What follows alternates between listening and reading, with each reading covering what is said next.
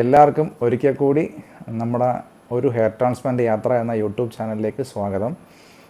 അപ്പം നമ്മളിപ്പോൾ ഒത്തിരി നാളായിട്ട്, ഇപ്പം എനിക്ക് ഒരു 15 ദിവസമായി നമ്മൾ ഈ ചാനൽ തുടങ്ങിയിട്ട്.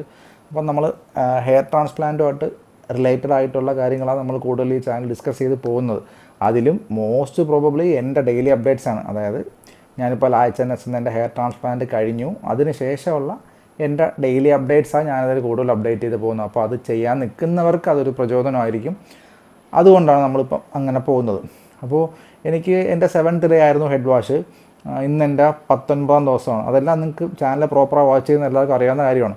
അപ്പോൾ ഞാനിപ്പോൾ വന്നിരിക്കുന്നത് എഗെയിൻ 2-3 പേര് ചോദിച്ചു ട്രാൻസ്പ്ലാന്റിന് ശേഷം, അതായത് നമ്മളിപ്പം പൊതുവേ നമ്മളിപ്പം കേരളത്തിലുള്ള ആൾക്കാർക്ക് കോയമ്പത്തൂർ എന്ന് പറയുമ്പം അത്യാവശ്യം ദൂരമുള്ള കേസാണ്. സോ അവരിപ്പോൾ ഒരു ദിവസം ഇതിനായിട്ട് മെനക്കെട്ട് അങ്ങോട്ട് പോവുകയും 2 ദിവസം നിന്ന് പ്രൊസീജിയർ കംപ്ലീറ്റ് ചെയ്തിട്ട് തിരിച്ച് വരികയും ചെയ്തതിന് ശേഷം ഈ 7ാമത്തെ